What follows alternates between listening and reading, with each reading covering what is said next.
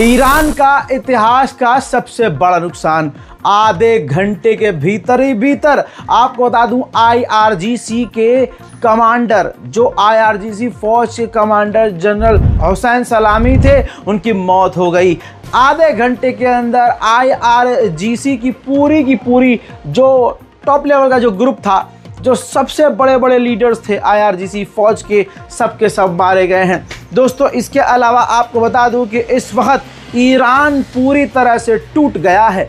Iran के जितने top leader थे आईआरजीसी के मारे गए हैं। ईरान की जो परमाणु चलाने वाली वैज्ञानिकों की टीम थी, न्यूक्लियर साइंटिस्ट थे, कहा जा रहा है वो भी सब के सब मारे गए हैं। इजराइल ने सिविलियंस के इलाके में सोते हुए घर और बिल्डिंग पर हमला किया है। तबाही के ताज़ा तरीन मंजर है। ये अगली बड़ी खबर दिखा रहा हूँ जिसकी ये ताज़ा तस्वीर आई है, बिल्कुल ताज़ा तरीन। दूसरा हमला, इजराइल ने दूसरी वेव हमले की शुरू कर दी है। ईरान के ऊपर दूसरा हमला शुरू हो चुका है। बहुत सटीक हमले इजराइल ने किए हैं जिसमें ईरान पूरी तरह से बिखर गया है। चारों तरफ ईरान में तबाही के मंजर हैं। सिविलियंस के मारे जाने की खबर है, बच्चे भी मारे गए हैं और लगातार हमले जारी हैं। ताज़ा तरीन मंजर ईरान के चारों तरफ। ये कहना गलत नहीं होगा कि पूरे के पूरे ईरान में तबाही है।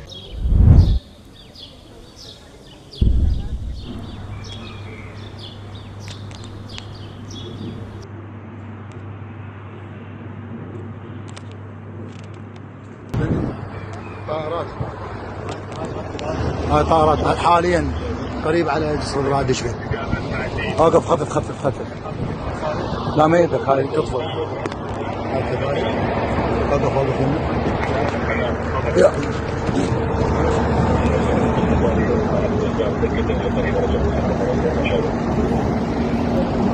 اوقف قريب على ذراع دجلة توجهات وهاي الناحية.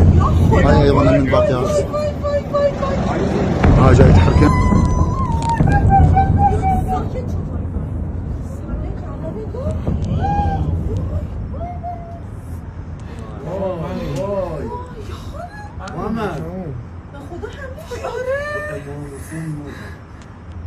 محمد ايوه تمام.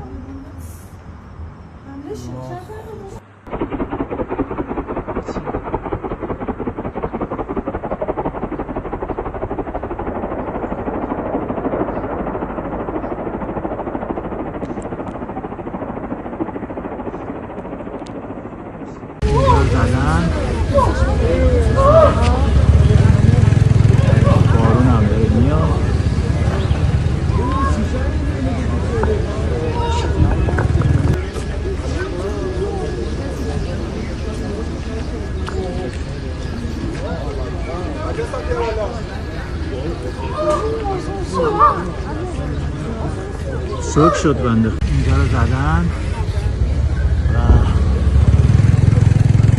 بارون هم داره میاد.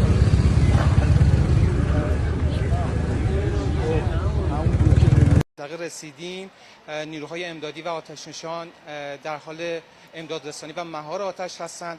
از مسیر پشتی مردم منتقل شدن، جابجا شدن و مردم رو خارج کردن، اما ساختمان بغل هم و ساختمان‌های کناری هم کاملا تخلیه شده. متاسفانه من پیکر شهدا رو دیدم، کودک و مادر رو دیدم و اینطور که مشخصه ساختمان مسکونی بوده و به دلیل اینکه نشتی گاز داره، ساختمون نشده به طور کامل آتش مهار بشه و همونطور که مشاهده میکنید نیروهای امداد و نجات کاملا دارن سعی میکنن آتش رو مهار کنن. اگه سوالی باشه در خدمتم. उधर इसके बाद तबाही ईरान में मची है, लेकिन डर अमेरिका रहा है। अमेरिका ने आधिकारिक तौर पर कहा है कि इस हमले में अमेरिका का यानी हमारा कोई रोल नहीं था। हम ईरान को वार्न करते हैं कि अमेरिकी बेस के ऊपर हमला ना करे ईरान। उधर इजराइल ने हमला कर तो दिया, लेकिन हमला करते ही बेन गुरियन एयरपोर्ट, इजराइल के जितने छोटे बड़े एयरपोर्ट थे सबको खाली कर दिया गया और इजराइल के टॉप लेवल के जो कमांडर थे वो बिल में भाग गए हैं। खबर कंफर्म है। पहले आईआरजीसी के टॉप कमांडर को कत्ल किया IRGC से जुड़े हुए लोगों को कत्ल किया, वैज्ञानिकों को कत्ल किया, सिविलियंस को ईरान में मारा और उसके बाद इजराइल भाग गया। इजराइल के सैनिक इस वक्त बिल में छुपे हुए हैं। बता दूं, ईरान की तस्वीर देखिए, ईरान के नतंज जो न्यूक्लियर फैसिलिटी है उस पर इजराइल का हमला सटीक हुआ है। तस्वीर में आप देख सकते हैं, ये नतंज न्यूक्लियर साइट है जो पूरी तरह से तबाह और बर्बाद हो गई है, आग लगी हुई है। इजराइल ने कहा जा रहा है ईरान की कई सारी न्यूक्लियर फैसिलिटीज़ पर सटीक हमले कर दिए हैं। सबसे बड़ी बात यह है, सबसे बड़ा सवाल ये है कि ईरान ने अभी तक पलटकर हमला नहीं किया है। कई वजह हैं। जो ईरान की टॉप लेवल की जो फौज है उसके कमांडर जो हैं IRGC के जनरल सलामी, वही मारे गए हैं। टॉप लेवल का बंदा ही मार दिया, तो अब क्या होगा? शायद इसलिए डिले हो रहा है।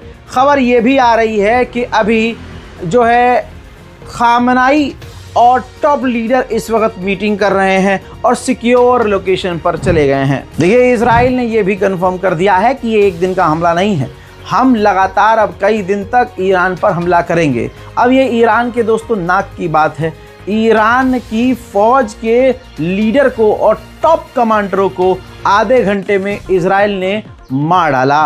अब ईरान क्या करेगा? क्या अभी भी सिर्फ धमकी से ही काम चलाएगा? खबर आपको बता दूं कि ईरान के फौज के IRGC के हेडक्वार्टर्स पर भी इजराइल ने हमला किया। यानी एक मुल्क एक घंटे के अंदर दूसरे मुल्क के तमाम टॉप लीडर्स पर हमला कर देता है और तमाम सिक्योर जगह पर हमला कर देता है।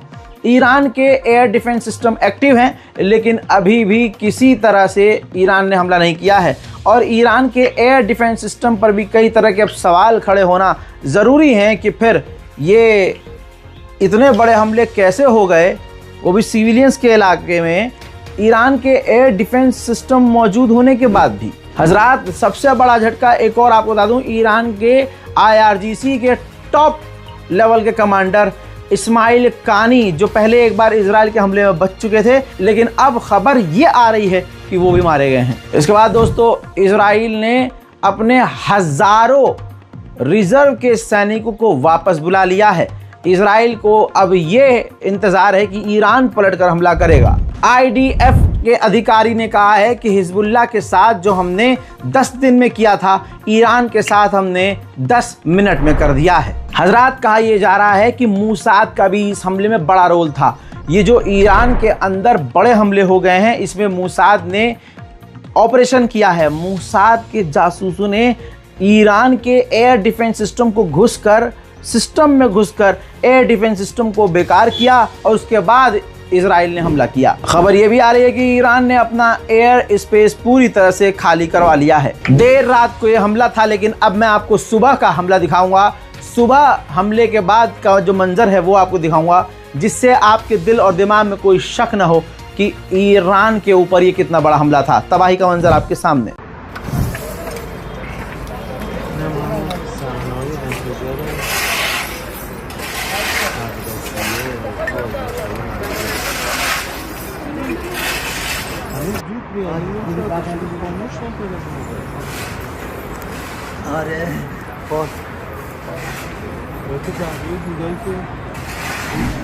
मेरे दोस्तों, ईरान के लिए ये ऐतिहासिक काला दिन है। खबर ये है कि ईरान के न्यूक्लियर वैज्ञानिक को भी इजराइल ने कत्ल कर दिया है। सब कुछ खत्म हो चुका है ईरान में दोस्तों। इस तरह से अगर खबर आ रही है तो ईरान में अब कुछ बचा ही नहीं है, सिर्फ बातें ही बातें थीं। अब बस इंतज़ार है कि ईरान क्या करता है। कुछ मेरे पास शब्द नहीं है कहने के लिए, बस यही कहूँगा, इंतज़ार कीजिए और दुआ कीजिए। जय हिंद।